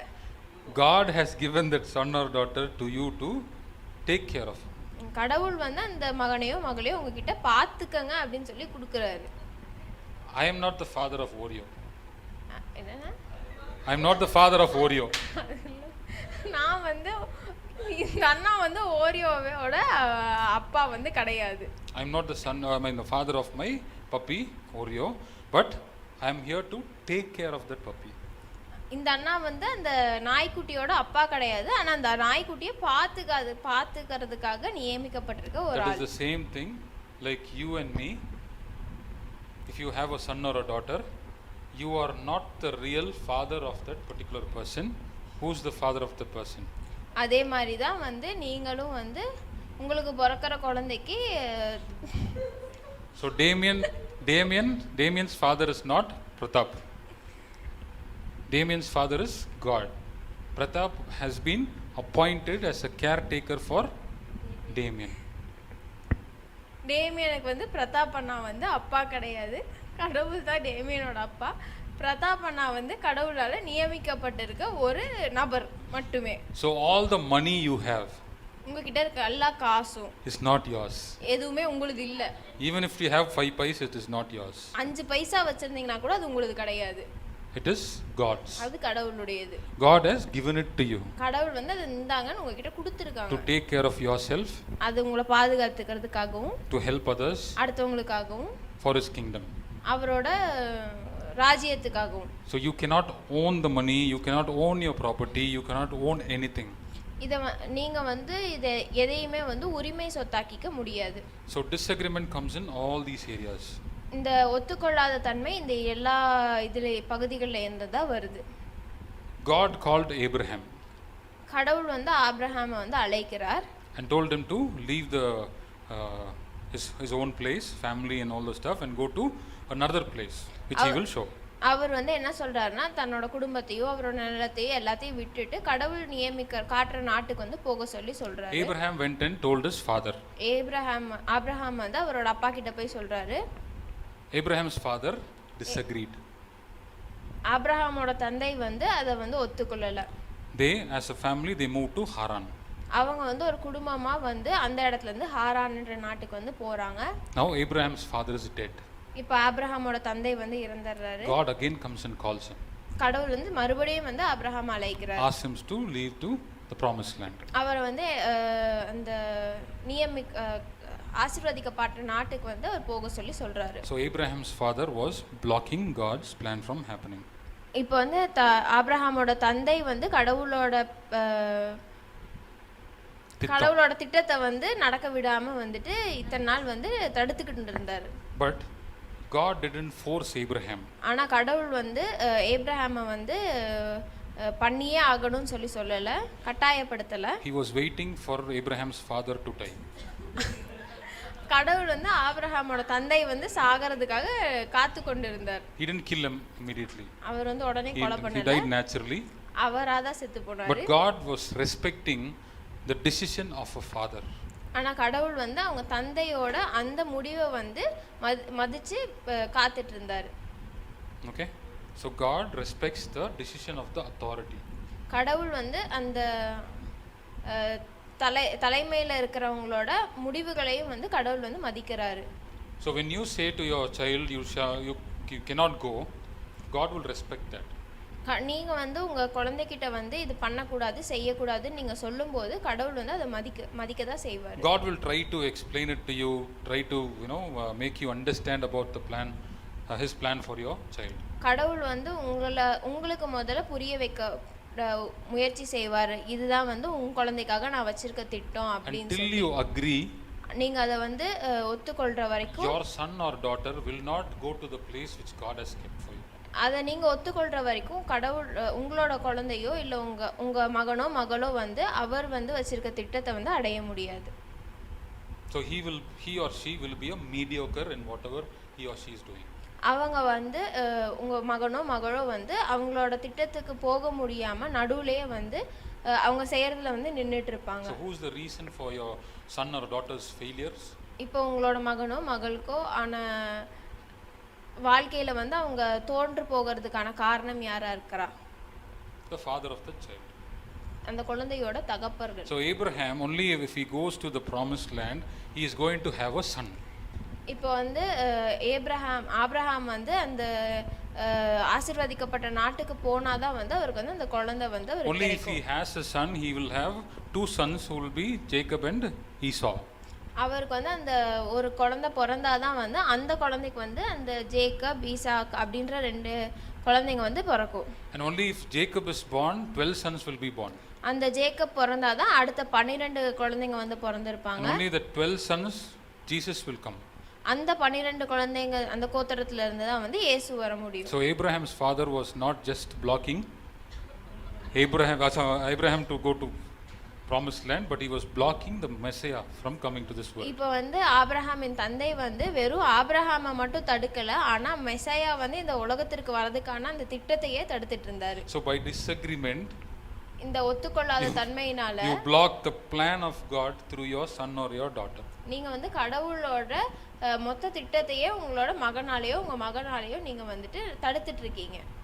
So this is the power of disagreement. இதுதான் வந்து ஒத்துக்கொள்ளாத தன்மையினோட. For example, if an athlete is running, ஒரு ஓட்ட பந்தயத்துல ஒருத்தர் ஓடிட்டு இருக்காரு.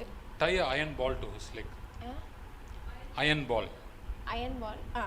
ஒரு இரும்பு பந்து வந்து அவர் கால்ல வந்து கட்டி இருக்குது. So how will he run? அவர் எப்படி ஓடுவார்? He cannot run fast. அவர்னால வேகமா ஓட முடியாது. He might be a person who is having that capacity to come first in the race. அவர் வந்து முதல்ல வர அளவுக்கு திறமை வாய்ந்தவரா இருக்கலாம்.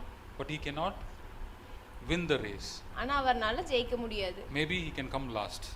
அவர் வந்து கடைசியா வரதுக்கான வாய்ப்புகள் Or he might lose his hope and discontinue the race. அவர் வந்து அவரோட அந்த ஹோப்பை வந்து விட்டுட்டு அவர் வந்து அந்த பாதியிலே திரும்பி போயிடலாம். So disagreement is that iron ball.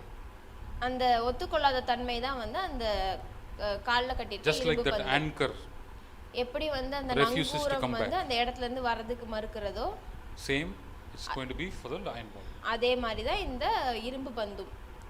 So this is the power of disagreement, and by disagreement what we do?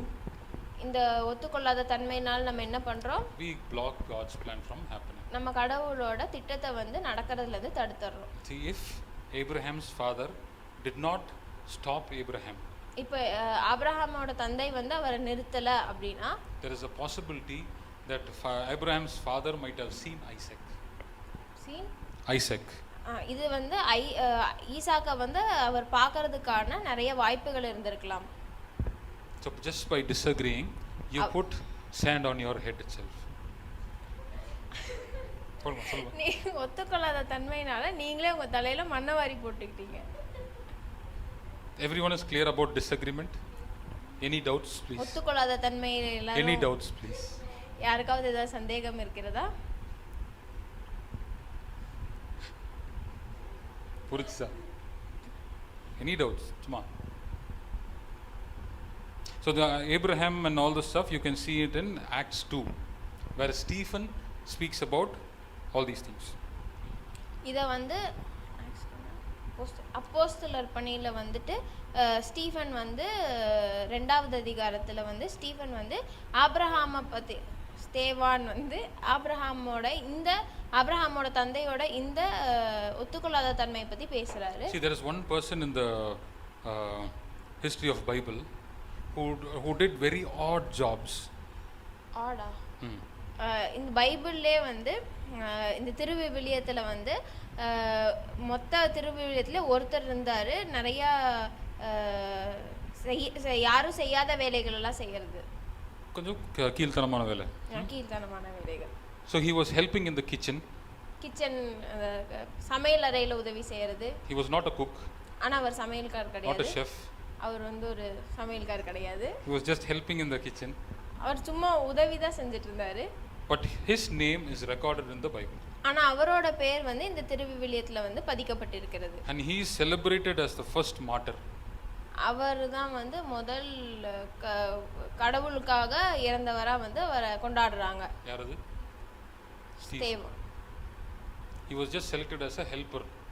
அவர் சும்மா உதவிகரமா தான் இருந்தாரு. So that's why doing odd jobs is not a bad thing. சாதாரண வேலைகள் செய்யறது வந்து ஒரு தவறான செயல் கிடையாது. So we saw how ship is ministry. நம்ம எப்படி வந்து ஒரு கப்பல் வந்து ஊழியமா பார்த்தோம். And disagreement of one person affects the whole ministry. எப்படி ஒருத்தரோட ஒத்துக்கொள்ளாத தன்மை வந்து இந்த மொத்த ஊழியத்துக்குமே வந்துட்டு ஒரு தடையா இருக்குதுன்னு பார்த்தோம். Then how disagreement works in our own lives. எப்படி வந்து ஒத்துக்கொள்ளாத தன்மை நம்ம வாழ்க்கைகள்ல வேலை செய்யுதுன்னு பார்த்தோம். See, there are authorities which God respects. கடவுள் வந்து சிலர் அந்த தலைமைகள்ல இருக்கிறவங்களெல்லாம் வந்து எப்படி வந்து மதிக்கிறாரு. Grandma, grandpa. தாத்தா பாட்டி. Your father, mother. அம்மா அப்பா. Your sister, elder brother. அக்கா அண்ணா. If your younger brother wants to do something and the elder sister refuses it, தம்பி பண்ணணும்னு நினைச்சா அக்கா ஒத்துக்கிறது இல்ல. that is going to be a disagreement. அது வந்து ஒரு ஒத்துக்கொள்ளாத தன்மை. This disagreement God will respect. இந்த ஒத்துக்கொள்ளாத தன்மை God will respect. கடவுள் வந்து மதிப்பார். But this elder sister is disagreeing the plan of God. ஆனா இந்த அக்கா வந்து கடவுளுடைய திட்டத்தை வந்து ஒத்துக்க மாட்டேங்கிறாங்க. If the brother wants to do something which is the plan of God, and when he comes and tells to his parents, இப்போ இந்த தம்பி வந்து ஏதோ ஒன்று பண்ணணும் அப்படின்னு சொல்லி கடவுளோட திட்டத்தை கொண்டு வந்து அவங்க அம்மா அப்பா கிட்ட சொல்லும்போது this sister comes and says no. இந்த அக்கா வந்து இல்ல அப்படின்னு மறுக்கறாங்க. She disagrees. அவங்க வந்து ஒத்துக்கொள்ள மாட்டேங்கிறாங்க. This disagreement God will respect, இந்த ஒத்துக்கொள்ளாத தன்மையை கடவுள் வந்து மதிப்பார். And that particular younger brother's thing will not happen. ஆனா அந்த தம்பியோட நோக்கம் வந்து நடக்காது. But because that is God's will, ஆனா அது கடவுளோட திட்டம். the sister is standing against God. கடவுளோட திட்டத்துக்கு எதிராக இந்த அக்கா நிற்கிறாங்க. So the one prayer we have to do, for example, if you are in a place of authority, for example, husband is a authority over the wife. நம்ம ஒரு இடத்துல வந்து நிக்கிறோம், அந்த இடத்துல வந்து கணவன் வந்து தலைவனா இருக்கான். Father is authority over the children.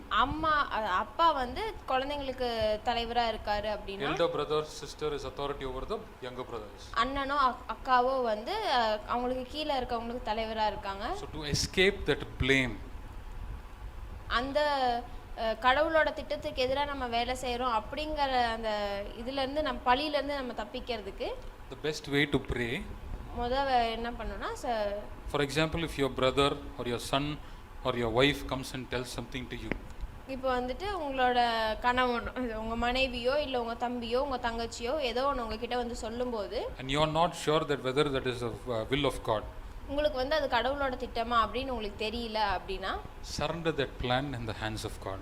நீங்க வந்து அந்த திட்டத்தை வந்து கடவுள் கையில ஒப்படைச்சிடுங்க. Lord, if it is your will, Lord, if it is your will, கடவுளே இப்போ இது உங்க திட்டமா இருந்தா let this thing happen. இது நடக்கட்டும். 2009 something happened to me. 2009ல எனக்கு ஒன்று நடந்தது. So I wanted to go to Divine Retreat Center. நான் வந்து டிவைன் ரிட்ரீட் சென்டருக்கு போகணும்னு ஆசைப்பட்டேன். One of my close friend was there.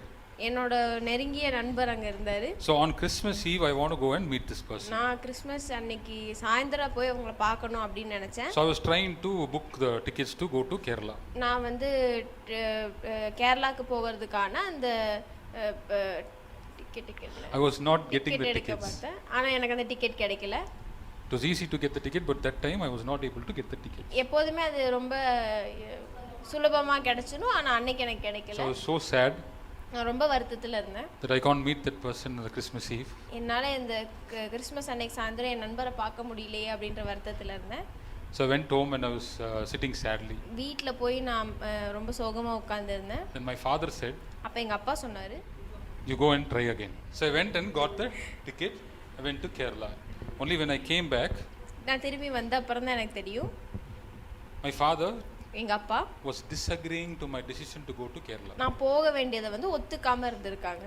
And seeing that I am very sad, நான் ரொம்ப சோகமா இருக்கிறத பார்த்துட்டு he agreed me to go to Kerala. அவர் வந்து நான் சரி போகட்டும் அப்படின்றத வந்து ஒத்துக்கிட்டாரு. This is the power of disagreement. இதுதான் வந்து ஒத்துக்கொள்ளாத தன்மையோட வலு. When I have a desire to do something, எனக்கு ஒன்று பண்ணணும்னு ஒரு ஆசை இருந்துச்சுன்னா, I have to surrender that plan in the hands of God. நான் வந்து அதை கடவுள்கிட்ட முதல்ல ஒப்பு கொடுக்கணும். And if it is God's plan, அது கடவுளோட திட்டமா இருந்தா, I have to know if it is God's plan or not. முதல்ல நான் அந்த கடவுளோட திட்டமா தெரிஞ்சுக்கணும். Then I can take a step forward. அதுக்கப்புறமா நான் அடுத்த படி எடுத்து வைக்கலாம்.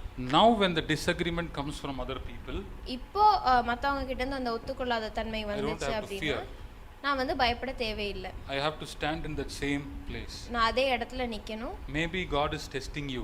கடவுள் வந்து உங்களை சோதிச்சு பார்க்கறாரா இருக்கும். Whether you will stand with that decision. நீங்க அதே முடிவுல நிக்கிறீங்களா இல்லையான்னு கடவுள் வந்து Or சோதிச்சு you will பார்க்கறாரு. easily leave and go. இல்ல நீங்க அதை வந்து சீக்கிரமா விட்டுட்டு போயிடுறீங்களா So அப்படிங்கறது God can use பார்க்கறாரு. even the disagreement to test you. கடவுள் வந்து அந்த ஒத்துக்கொள்ளாத தன்மையை கூட உங்களை வச்சு சோதிச்சு பார்க்கலாம். You have to go and meditate on this particular subject. See what is happening in your family. நீங்க வந்து இந்த ஒரு விஷயத்துல வந்து உட்கார்ந்து ஜெபிச்சு உங்க குடும்பத்துல என்ன நடக்குது அப்படின்னு சொல்லி நீங்க தெரிஞ்சுக்கலாம். Because every time I pray against the disagreement of people who are in my authority, என் தலைமையில் இருக்கிறவங்க அவங்களோட டிஸ்அக்ரிமெண்ட்டை எப்போல்லாம் பிரேக் பண்ணி நான் ப்ரேயர் பண்ணுறனோ அப்போல்லாம் those things happened. அப்போல்லாம் வந்து அது நடக்க வேண்டியதெல்லாம் நடந்தது. Because that was a block. ஏன்னா அந்த இடத்துல ஒரு So in the name of Jesus you can break the disagreement. கடவுளோட இயேசு கிறிஸ்துவின் பேரால வந்து நீங்க அந்த இதை வந்து நீங்க உடைக்கலாம். And when you pray, God will change their minds. நீங்க வந்து ஜெபிக்கும்போது கடவுள் வந்து அவங்களோட மனங்கள் எல்லாத்தையும் மாத்துவார். புரிஞ்சா? So let's all stand up. இப்போ நம்ம எல்லாரும் எந்திரிச்சு நிக்கலாம். We'll pray. நம்ம ஜெபிக்கலாம். The highest punishment which man got. அப்பா. இருக்கிறதுலே வந்து அதிகப்படியான நடந்தது இந்த இதுக்கு என்ன அப்படின்னா, King Joshua was killed in a battle. Josiah அப்படிங்கிற ராஜா வந்து அந்த யுத்தத்துல வந்து கொலை பண்ணப்படுறாரு. Because he disagreed against the plan of God. ஏன்னா அவர் கடவுளோட திட்டத்துக்கு எதிரா நின்னாரு. This is the highest thing which happened in the Bible, we can see. இந்த பைபிள்ல வந்து அதிகப்படியான தண்டனையா இதுதான் நடந்தது. So don't expect people to be punished. அதனால இந்த மாதிரி மற்றவங்க வந்து தண்டிக்கப்படணும் அப்படின்னு சொல்லி எதிர்பார்க்காதீங்க. We have to pray for them. நம்ம வந்து அவங்களுக்காக ஜெபிக்கணும். Because it is a ship.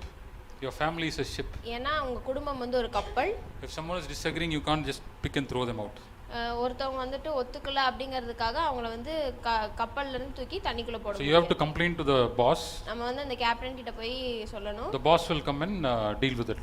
அந்த கேப்டன் வந்து என்ன செய்யணுமோ அதை அவங்க செஞ்சுக்குவாங்க. And together everyone can operate the ship. அப்புறம் எல்லாரும் சேர்ந்து ஒண்ணா வந்து அந்த கப்பலை வந்து வழி நடத்தலாம். சரி, let's pray.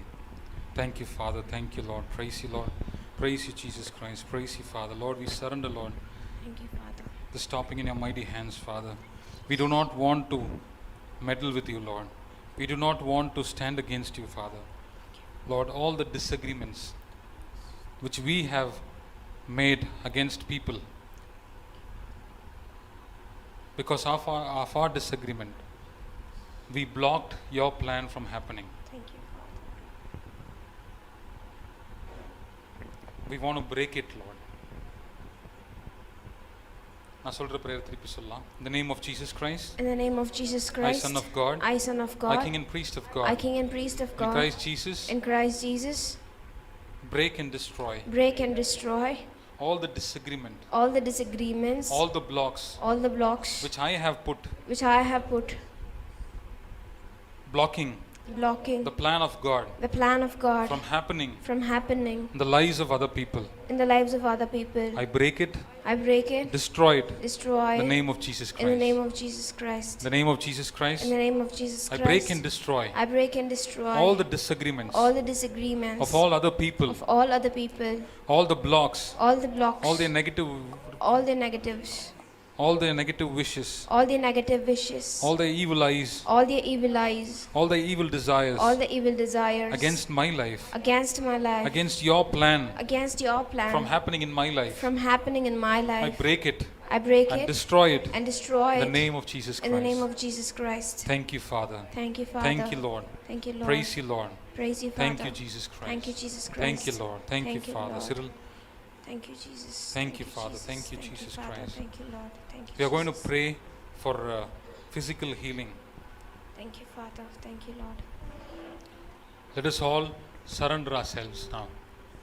Let us all ask God to forgive our sins. Thank you, Jesus. Because physical ailments are also due to sins. Thank you, Jesus. Sometimes it's due to our natural wear and tear of our body. And sometimes it is reason of the oppression of the devil, the spirit of infirmity. And God has given us authority over all these things, over all the snakes and scorpions. And we have this God-given dominion even over our body. And when we pray, when we command in the name of Jesus Christ, we will be healed.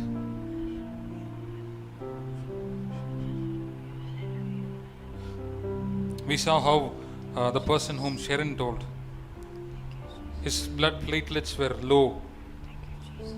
And after the prayer, the level of his blood platelets shooted up. This is the gift God has given us, to pray and people will be healed. Because Jesus is our Father, He is our healer, and we have given the same gift as Jesus Christ. The Holy Spirit who was with Jesus is with us, and it is through Him people are healed when we pray. It is not by our own strength and might. Thank you, Father. Thank you, Lord. Praise you, Lord. Let's sing the song, You Are the Lord That Healeth Me.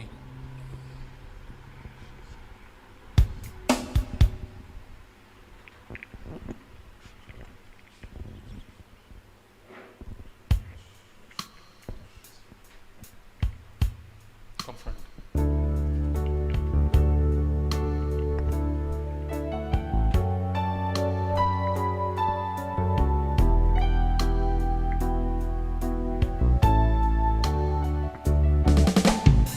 You are the Lord that healeth me.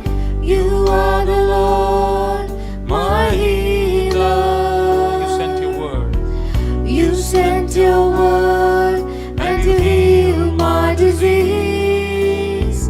You are the Lord, my healer.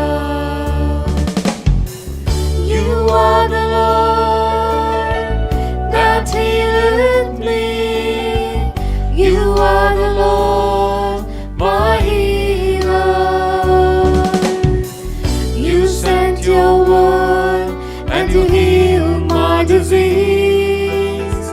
You are the Lord, my healer. Let's raise our hands and let's raise our sickness to Him. Wherever you have pain, whichever area you have the ailment, whichever organ of yours is not working, whatever the name of sickness you have, raise it to God. Lift it up to God. Show to God. Tell Him, I have this sickness, Lord. You are the Lord that healeth me.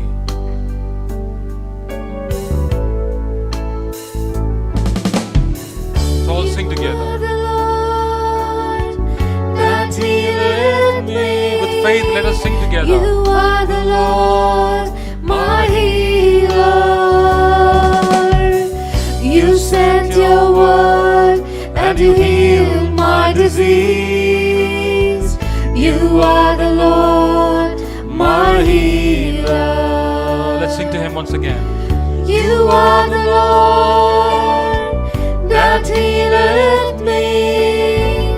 You are the Lord, my healer. All you who are watching in YouTube, You sent your raise up your hands, word lift your disease and and you sing the healed song. my disease. You are the Lord, my healer. You are the Lord that healeth me. You are the Lord, my healer. You sent your word and you healed my disease. You are the Lord, my healer. Let us sing it softly. You are the Lord that healeth me. You are the Lord, my healer. You sent your word and you healed my disease. You are the Lord, my healer. Pray this prayer after me. In the name of our Lord Jesus In Christ, the name of the Lord Jesus Christ. I, Son of God, I, Son of God. I, King and Priest of I, God, King and Priest of God. in Christ Jesus, In Christ Jesus. I cast you, I cast you. I bind and reject you, I bind and reject all you. spirit of infirmity. All spirit of infirmity. I command you to leave I command you to leave. and never come back and never come back until the second coming of Jesus until the Christ. second coming of Jesus I Christ. bind you at the foot of the cross, I bind you at the foot of the cross. according to Matthew 18:18. According to Matthew 18:18. Thank you, Father. Thank you. Thank you, Jesus. Thank you, Jesus. Thank you, Father. Thank you, Father. Thank you, Jesus Christ. Thank you, Lord. In the name of our Lord Jesus In Christ, the name of our Lord Jesus I, Christ. Son of God, I, Son of I, God. King and Priest of I, God, King and Priest in of Christ God. Jesus, In Christ Jesus. I bind and reject, I bind and and I reject. cast you out. I cast you out. Command you to leave. I command you to leave. All sickness, All sickness. all pain, All pain. all double-mindedness, All double-mindedness. all heaviness, All heaviness. all depression, All depression. all despair, All despair. faithlessness, All faithlessness. all cancer, All cancer. all cancer-causing cells. All cancer-causing cells. I command you to leave. I command you to leave. Be healed Be healed. in the name of Jesus In the Christ. name of Jesus Christ. All leg pain, All leg pain. all pain in my body, All pain in my body. I command you to leave. I command you to leave. Right now. Right now. All sprain, All the sprain. all blood issues, All the blood issues. all issues with the eyesight, All issues in the eyesight. all issues with the brain. All issues with the brain. I command you I command in the name you. of Jesus In the Christ. name of Jesus Be Christ. made whole. Be made whole Be made whole. in the name of Jesus In the Christ. name of Jesus Christ. Thank you, Father. Thank you, Father. Thank you, Lord. Thank you, Lord. Praise you, Lord. Praise you, Lord. Lord Jesus Christ, Lord Jesus Christ, place your wounded hands Place your wounded hands on us, Lord, on us, Lord, on all the areas of our body on all the areas of where our we have body sickness, that we have sickness, all the areas of our lives all the areas of our lives where we are psychologically sick. that we are psychologically sick. Place your hands on us Place your hands and on heal us us, Father. and heal us, Father. Thank you for your healing. Thank you for your Thank you healing. for your mercy. Thank you for your mercy. Thank you, Lord. Thank you, Lord. In Jesus Christ's mighty name we pray. Amen. Amen. Let's sing the song once again. You are the Lord that healeth me with faith.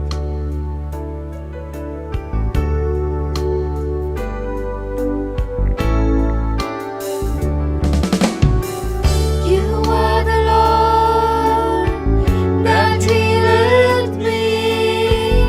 You are the Lord, my healer. You sent your word and you healed my disease. You are the Lord, my healer. Let us raise up Benny Hinn into the hands of God. He is sick now. Let's pray for his physical healing. Let us all raise our voices. Let's pray in tongues for Benny Hinn to be healed. Thank you, Father. Thank you, Lord.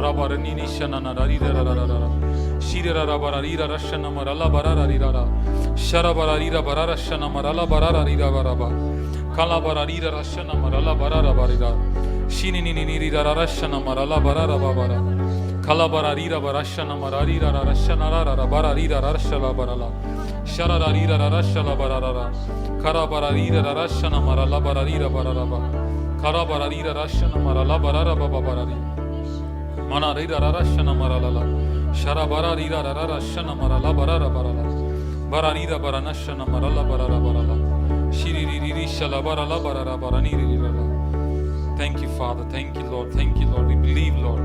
In Jesus Christ's mighty name we pray. Amen. Amen. Hail Mary, full of grace, the Lord is with thee. Blessed are you amongst women.